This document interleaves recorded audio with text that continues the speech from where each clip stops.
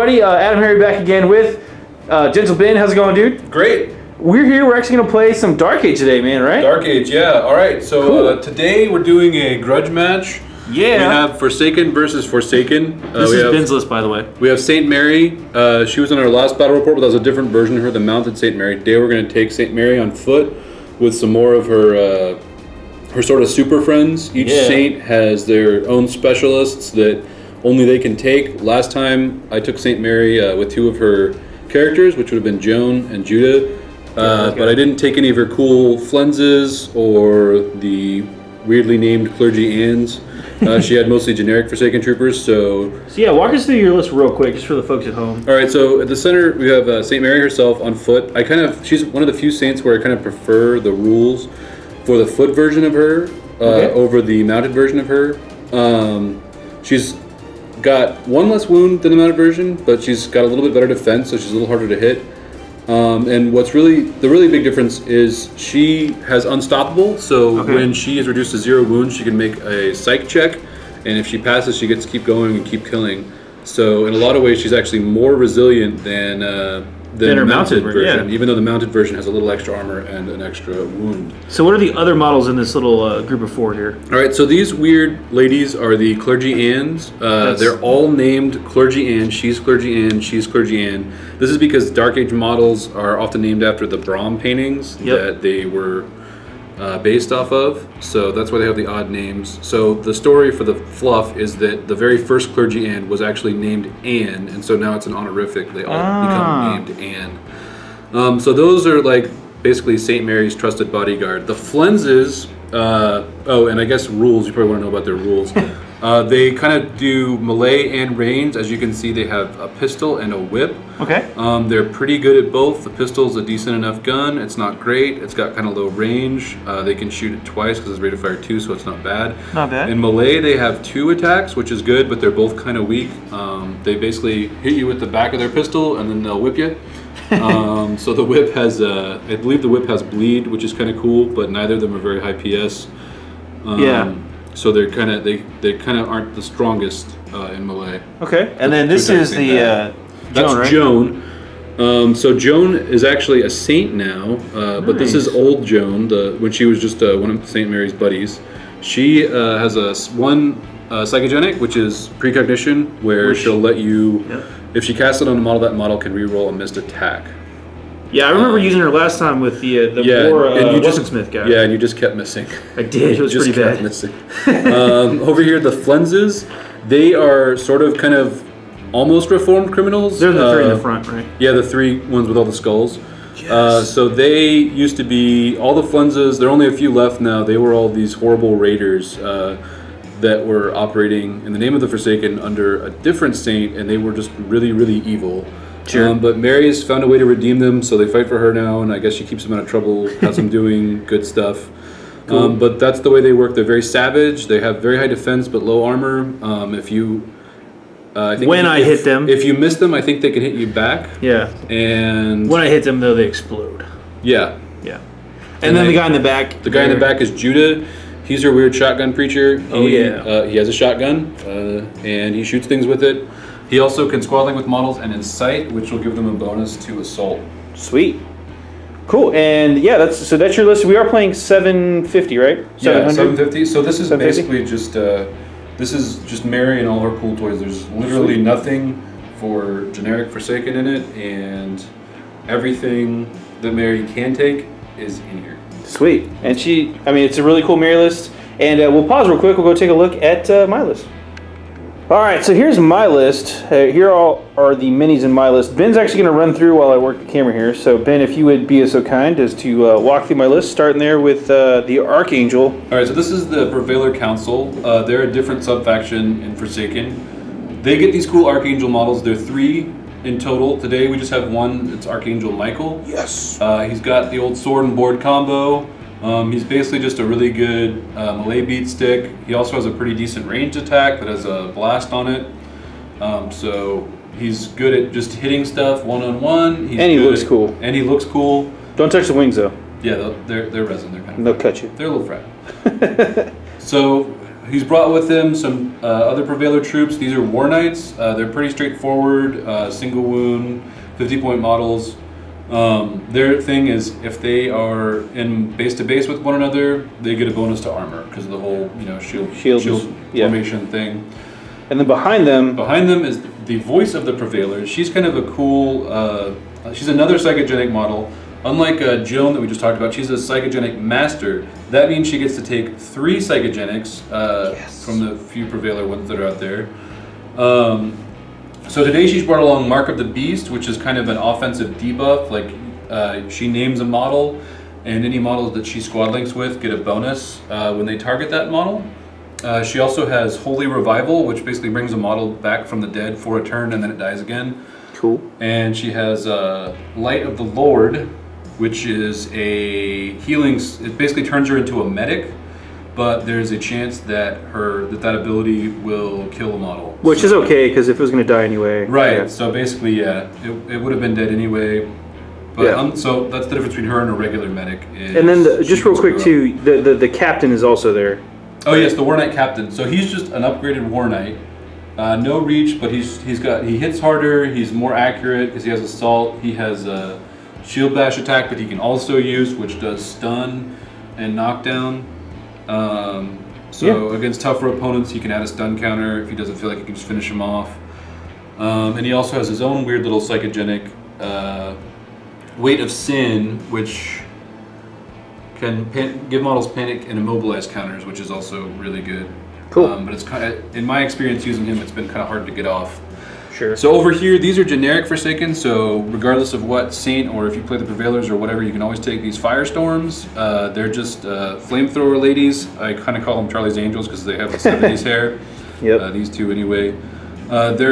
They have the Deacon to go with them. Which is that guy? Yeah, which is that guy. He's cool because he has Inspiring, so he's a way to get their range attack up. If he squad links with them, they're a little bit more accurate, which is great because they have sprays.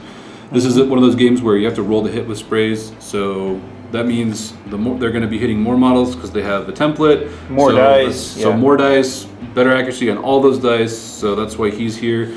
And then this Weaponsmith was Adam's faithful buddy. Yeah. The last time he played, so he saved you from a lot of malfunctions. Because I rolled a lot of those. Yeah, but you can never hit with him. So what he does, most of the weapons in Dark Age, because the planet that all these people are stuck on is so harsh, the weapons have a really good chance of just blowing up all the time because of all the dirt and grime. Yeah.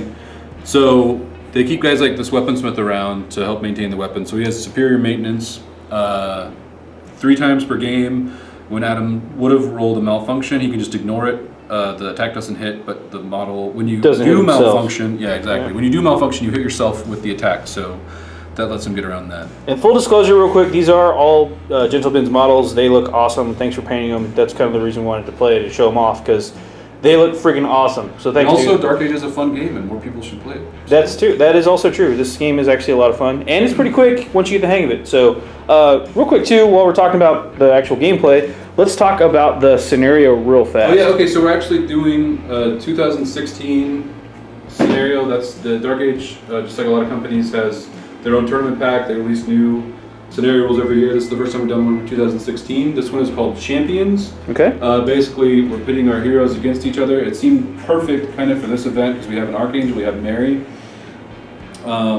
So you can get a maximum of 10 VPs from primary objectives. Primary objectives are basically, if you're a champion, the model you choose as your champion, and it could be any model. Any model. Anytime they kill any model, they get 2 VPs. If they kill the enemy champion, it's 5 VPs. If other models kill the enemy champion, it's 3 VPs. And that works for both of us. And if we get hot champion on champion Slaughterfest. Yeah, so that's kind of, I think Adam and I are definitely both here just to have a good time. So we're just probably going to have Mary and Michael make a beeline for each other and start wailing on each other. Yeah. Is it going to be the most tactical thing ever? No. But we don't really care. No, that's not what we're here for. Yeah. Otherwise, we also have 2 objectives in the middle. Yep. Dark Age is kind of interesting because in addition to the primary objective, they also have secondary objectives. Which we have a deck out of a secondary objective deck, which you can get online. You can just print those cards out, as I have done. They also sell it, and as someone who has cut out and sleeved every card, just buy it.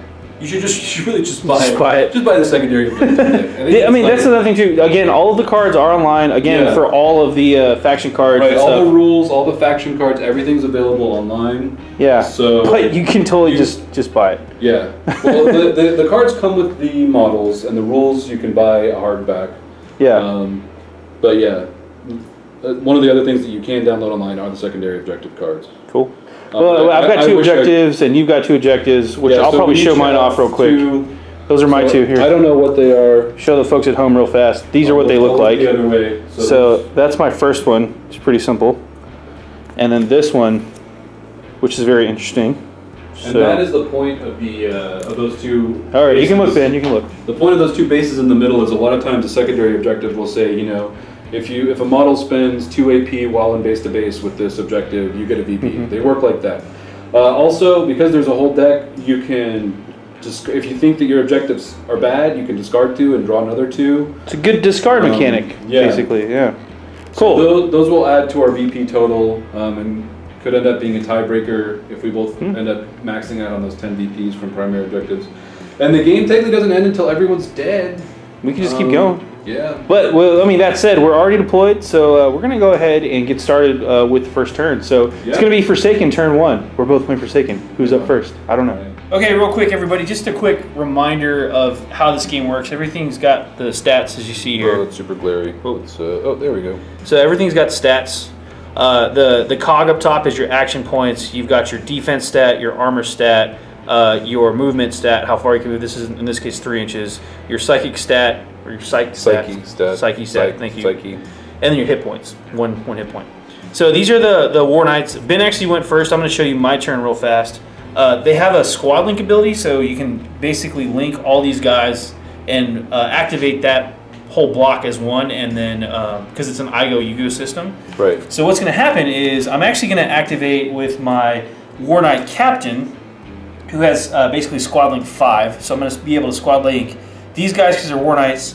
The voice of the Prevailers is also a commander, so she actually has the squad link subtype for everybody, basically. So in essence, I'm actually going to activate all 5 of these models with my first activation, but when you do that, you actually move them one at a time. So just starting off, I'm going to show you how to do this. First guy, there's not going to be any combat, obviously, so I'm going to spend all 3 of my action points to move. So first guy up is actually the Bondsman. So same deal, measuring 3 inches, it's going to go there. The Bondsman is like a special War Knight who has like a net launcher, I think, instead of a regular spear, right?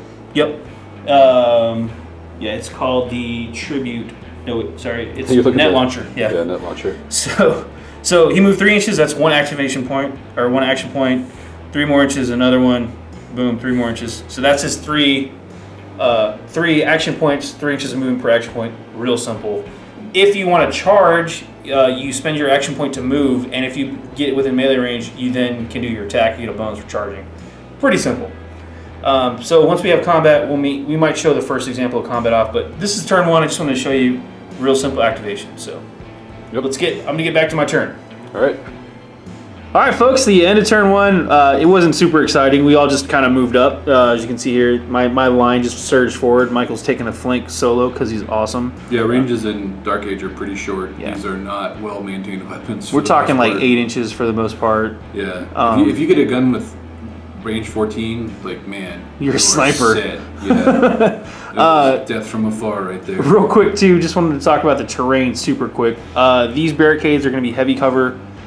This is rough cover, and the 2 pools are actually dangerous. So if they jump in the pool for whatever reason, it's a POW 4 hit, auto hit. So but yeah, that's pretty much it. We're probably going to have some combat on starting turn 2. And Ben, you haven't completed any objectives, I'm assuming. I have not. And I haven't completed any secondary objectives that he knows of yet. What? No, there's none. Okay, so we're going to go ahead and get started on turn 2. So one of the cool things that happens in this game, in Dark Age, is there is an initiative roll at the top of the turn. Whoever wins the initiative roll can actually choose to move one of their models first or force the opponent to move one of their models. I actually won this round, turn 2, and I forced Ben to move his Flems first. So I didn't want to move up because my guys, if I moved up first, then I'd be in range to get hit or shot. So I forced him to move that. Now, I nominated one model, but they can still technically squad link. So he moved all 3 of his flems. They're moved up over here. There also is a hold action. So Ben actually, you can spend 2 AP to go to a hold action, which basically gives you like a reaction. So now, so he moved once Yep. from there and went on hold. She Yep. moved once from there and went on hold. But he was like around here. so he just kind of ran over. I don't want to clump guys up because you have flamethrowers, you have big explosions. Yes, so I do. Hopefully, if Michael decides to use his blast attack, he'll only be able to hit one guy. Yes. I think I will, actually. So it is now kicking, and it is an I go, you go system, so Ben moves, then I go. So I'm going to go ahead and activate, and I think I'm going to activate Michael, and I'll let you know how this pans out. So this is the end of turn 2. It has been a super bloody fight so far. All in all, I lost all of my firestorms, and I'll get to that in a second, and a bondsman, my War Knight bondsman. And Ben, you lost 2 clergyans and a phlegm. Yeah, and then one of the surviving clergyans wounded herself when her gun malfunctioned and blew up in her face. Oh, we'll get to that. There's been a lot of that going around. Yeah. So first off, we start this side of the table. I'm going to go kind of out of order just by unit. So basically, the Flems moved up, Michael moved up, you guys saw that. Michael then ran up, whiffed on that guy, but he shot, before he moved up, he actually fired an explosive blast, killing the one Flem, which actually netted me. Not Flem. Flems. Don't call them Flems, that's rude. The Flemmies. It's disrespectful. He then triggered the Call of the Week, which was a lowest point value guy. So he got a point for that, and he got a VP for killing a guy. So that netted me 3 VPs total, one secondary and two primary ones.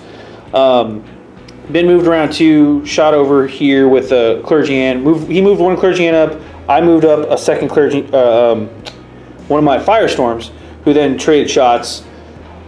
Basically what ended up happening is I ended up moving a bunch of my firestorms up. He moved a couple of clergyans over. We traded blows for a little bit, but his final shot actually detonated my firestorms and ended up doing a chain explosion because they have fiery end. Firestorms explode when they die because you hit the fuel tank. You should probably keep them separated if you can help it. But I didn't have a lot of room to work with the terrain, so but it caught them all in a big fire explosion. It was actually kind of funny. And boom. It could have been worse. The Deacon could have failed his armor suit. Yeah, the Deacon actually passed both of his hits, so he survived. He was caught in that blast too, but made it. The Weaponsmith also got a shot in and did a point of damage to another clergyman. All in all, your Judah, excuse me, took a hit from... Judah tried to go through the toxic waste. It's a bad call in the future. Don't touch toxic waste. Never let your opponent bait you into trying to wade through toxic waste. It's a very good idea. I saw RoboCop. You put all those juicy models over there trying to get me to hit him with a spray. And this... the really sad part, though, was... Clergyman has a point, too, so... Yeah, from... The sad part was... point of damage from the gun looking at her face. Yeah. The sad part was Mary and Joan just, like, basically sat on their thumbs this round. Yeah. Joan tried to cast her precognition psychogenic and failed and malfunctioned, so then she panicked. And then she took a hit. She failed again. She took a hit, but she passed her armor save, thankfully. Then for her last AP, I tried to clear the panic counter off of her with a psych check, which she failed. Yeah. So that's what the white counter over there is. She's panicking. Yeah. Which in this game, it's just a few debuffs basically. It's not like she's gonna go run screaming to the upper side of the table. Thank goodness. Mary also missed twice against a firestorm. Yep. With her nail gun. Hit herself. She used to be in the Firestorm Corps herself, so maybe that's what it is. Just misgivings about shooting her fellow Firestorms, even though they're trying to kill her. Yeah.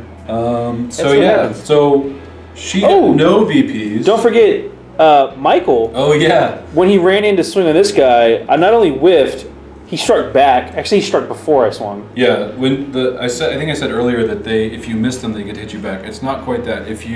When you move into their melee range, they get to swing at you. Yes. So he swung at Michael and actually dig through that arm 20 and landed an attack. Yeah, which is pretty impressive. Michael is now down to just 2 wounds. Just 2 wounds. Which I am thrilled about. That's the only wounds you can take all game. Michael cannot be healed because he is non-living. There's basically too much robot, not enough dude for... he's more machine for his than little, man now. Yeah, he's more machine than man. This cop doesn't stop for donuts. That's right. So anyway, yeah. So he has his Prevailer. His voice of the Prevailers cannot heal Michael. So that's good. That's fun. I'm happy about The that. funny part too, I just want to point this out. We lost a total of what, like 7 models. Yeah, I think and so. it was I lost turn 3 2. and you lost 4. Yeah, it's turn 2. Even with all the malfunctioning Yeah. and missing and whiffing. Pretty funny. So this game is very brutal, and it is only turn 2. So we're gonna move on to turn 3 right now. All right. So turn 3, Ben's gonna walk us through this turn. Okay, so if you remember, there were a lot more models over here before. Yes. I won the initiative roll, which was really fortunate for me. The roll for initiative is always big in games that have it, and it definitely made a pretty big difference for me. I started off with a big, giant Mary squad link. She had 2 other commanders over there, so she squad linked with Joan, with Judah, and with Flens that was hanging around. So she activated first. She used her nail gun to nail a couple of Adam's War Knights. They have really high armor, but she got a critical strike against one, and it does have a power multiplier. So Adam's having to make 2 armor saves against every shot, so he did fail another one. So I got 2 models there, which scored me 4 VPs. Judah actually finished off Adam's Voice of the Prevailers, so no medic, no bringing models back from the dead, Nope. no Mark of the Beast, so she's gone. Then the Flens tried to show that she was just as cool as everybody else, and she just whiffed against Michael, but Michael's a freaking beast, so that's really not. Yeah, it wasn't bad. It's really not that crazy. Yeah. Then I activated Michael. Yeah. Well, no, sorry, we forgot Joan. Oh, yeah. Joan actually shone this round. First AP, cleared the panic counter. Second AP, put a precognition on Mary. Third AP, put a precognition on Judah. The precognition counter on Mary actually saved her from a malfunction, which was damn useful. Judah, his ended up being so good, he tried to use it to reroll an armor save and he still failed. But that happened much later. This is the guy who ended up finishing him off. Yep. So yes, after I did that giant Mary squad link, you went on to Michael. Michael goes. He was standing next to in melee 2 of the Flenses. The violent Flenses. Flenses. Yes. They're not there anymore, so you can kind of figure out what happened there. I did whiff 1 attack. The other 2 attacks cleaved him in half. I also drew this card, which is Grizzly Reminder. So that's what that little pink token is for. He actually has a head counter, and I use his last move to move him in base to base with the objective so that I can turn that in next turn. Yeah. So Speaking of objectives too. Yeah, I got an objective as well with forward location. Over here, like, just everybody missed everybody, right? Yeah. Yeah, I think the only damage they had was malfunctioned. Yeah, it was malfunction damage on themselves. So I think you hit him. She missed. Oh, and she hit him. He passed his armor save. She missed. Then her gun malfunctioned, which is why she's taken a wound. Yeah. Then your deacon tried to take an aim shot and malfunctioned. Yep. So you have, your beautiful weaponsmith over here. Yeah, always leave the base with 1. Yeah. The problem is between the 2 of us, we only have the 1 painted weaponsmith. So I'm gonna have to paint a second, or maybe paint the other one. Adam could paint the one you gave me. I'll work on it. Anyway, but yeah, I would like a weaponsmith very much too. I think that a weaponsmith is definitely better than 4th Clergyman. But anyway, yes. So there's a whiff factory. This weaponsmith that we were talking about and praising so much also had his gun malfunction. Yeah. But again, superior maintenance. So Adam's down to 1 superior maintenance. True. And that's the state of the game right now. And again, this is only turn 3. Yeah. I have 4 models left. Ben, you have 4 models left. And we're going to play till the end. Yeah, we're going to try to rush through. So it's either 75 minutes or until everything on one person's side is dead. Dead. So Adam is really in I'm going for dead. He wants to kill all my models because he's got twice as many VPs as I have. Right? That's also just how I play every game. You have 8 and I have 5. Yeah, because each kill by the champion is netting me 2 VPs. So right now Michael has 3 kills, and so he's got a total of 6 by himself. And then I've got 2. I picked up those 2 secondary objectives. Ben right now has 4 VPs from here. She has 2 kills and 1 forward location, so he's sitting on 5. Yep. So that's where we're at right now. We're gonna go into turn 4. Yeah. Brutal. This turn was a lot quicker and a lot less brutal. It's a lot stupider. Yeah. It pretty much just whiffed. Everyone just whiffed. No, Mary did not whiff. Mary put a wound on Michael with her nail gun. That's true. Michael got nailed. Yep. The deacon did get killed. Returning fire. Basically, he did tank all the shots. So Ben shot 4 shots. And then it was the final one that brought him down. Yep. Yeah. So it's always the last one. Went down with 3 bullets already in him, killed by the 4th. Yep. The weaponsmith tried to return fire with his proximity strike, which is a template, basically full auto, and he missed both of those point blank. It lets him make multiple shots with a penalty to hit, but he moved up and aimed. So I rolled 217. Yeah, so with Assault 7, you should have been great, but you rolled 217, so Weaponsmith, that guy doesn't like you. Like, he'll heal your stuff, but he won't kill anything. No. It's like, dude, that's not my job. The captain over here, I activated my claim territory card. So he walked up and put 2 counters on that. So that's why he's back there.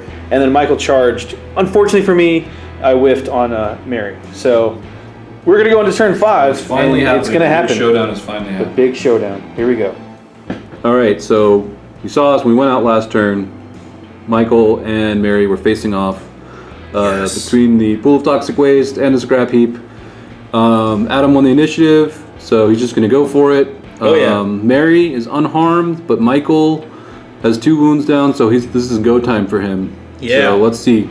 Can you pull it off? I got 4 APs, by the way. 4 AP. Mary has 3 wounds and a save versus death. Yep. He's got Assault 8. She's got Armor 4. Or Defense 4. So I need 12s to hit her. You need 12s to hit her. Below 12. So below here we 12, go. yeah. Everything's lower in Dark Age. First one. Roll low. Hits. All right, so that is a hit. So her arm is 18, and you have what? POW 8. POW 8. So I need a 10 or less. All right, let's roll that sucker over here. Dang it. What do we get? He passed. All right, so she's good. Second one. So 1 AP down, 3 to go. Misses. So that would be a malfunction, except that it's just a melee attack, so Doesn't count. he doesn't actually have a malfunction on melee attacks. Oh, you are on fire, by the way. Oh, because you hit me? Yep. All right. So put a fire counter. So that's 2 APs. Oh, wait, that totally Got went. That didn't go anywhere near where I wanted it. Boom. Okay. Fire is just on hit. So here's the next one. Number 3 misses. Dang it! Last one. Dude, Last one. Can you do it? You can't kill her now, but can you at least? Oh. Oh, all right. All right. So Proud Mary, not even touched. Well, she's on fire. She's on fire. All right. You want to? I'm gonna do Mary my. All right. Let's pause and switch cameras, and you can do yours. Right. Okay. Ben is gonna activate return fire. I'm assuming you want a squad link though. Yeah, I do. So I want to finish Michael off with Mary because that'll give me 2 more VPs. So I'm going to risk it. I'm going to kind of waste a Joan activation. So they're both commanders. They get squad linked together. So Joan is going to come in. She's going to do her 3 APs just to get over there because you get a buddy bonus in melee. So Joan will help Mary swing better. Joan's going to try to give Mary a precognition counter, which could help. So roll it, see then. if Roll she can it. do that. She's still panicking, by the way. 14. But target number 14, I think that's correct. See, it's not really that hard to cast, but she's just been screwing it up the whole time. She has a -2 because she's panicking, right? Well, it still doesn't change the target number. You just roll it or less, and it is 14. So she's good. Precog. And then what the heck? I'll try to pull her panic off with the last AP. Yep. She's not panicking. 5. Great. So now Mary has a precognition counter and 4 AP to swing with. It's gonna be bad times for me. I sure hope so. Okay, so honestly, I really wouldn't have minded if you had whacked her because she has rage. Sure. So she gets +2 power for each missing HP. So she's gonna be kind of a pathetic little PW of only 4 times 2. Of course, it will be 5 because Joan is there. So it's Assault 8 up to 9 because Joan's hanging out with her. And then real quick too, for the folks at home, she's on fire. So just a reminder. This model may spend 1 AP to roll a d20. On a result of 10 or less, you remove the fire counter. If I finish you off, how about? But keep this in mind. The model suffers 1 automatic POW 4 hit for each AP it spends on actions other than removing the fire counter. That's exactly the sort of thing that would totally kill me. Yes. So go ahead and swing away I will and kill yourself with your fire. All right. So Assault 9. So your defense is 6. 5. 5. So 14 or less. 20. Precognition counter. I'm gonna re-roll that. Yep. There we go. There we go. So you need it's 5 times 2, so 15 or less. I'm gonna attempt to block that. Does she have brutal? She does have brutal. So sir. I cannot parry. Yeah, look at that little. It's not a big flail, but it is a flail. So no Sure. parry for you, sir. And what was the POW on that? It's 5 because she's got a buddy. So I need 15s. Yep. Here we go. 2 15s. I got an 18. That's not good. All And right. a So 9. Michael is dead. So Michael is done. There's my 18. You can't see because of the glare, but there it is. So just Dun, like dun, that, dun. bam! I get to jump ahead 5 No! VPs. Goodbye, Michael. And we'll finish out the turn, and that was only like 1 AP from Mary. So ouch. Yeah. See if she's on fire. All right, see if she kills herself with fire. Do it. Yes, maybe. No, she's armor 18. She's a saint, dude. She's not good armor. Okay, moving on. Okay, well you saw Michael take it in the face with the flail. Morning Star right to the face. He's out. However, Mary did roll up. He did explode, by the way, and on explosions, he's got the fiery end. So, yep. PAL 6 went and basically hit. It actually hit both Mary and Joe. They both were damaged. And they both took a hit, which is nice. Then Mary is still on fire. Being on fire, decided Yes. to go charging up the field, and only took 1 fire damage, but she has taken 2 damage now. She really wanted to kill that War Knight captain because after Michael died, Adam had to declare a new champion. He declared the War Knight. So I really wanted to kill him, but it just didn't happen. He passed his. Mary has, like I was saying, Mary has rage. She's taken 2 hits now, so she's actually up to PAL 8. But Adam's War Knight captain still passed the armor save like a boss. I rolled a 1 and a 5. Yeah, which is 1 and a pretty sweet. 5.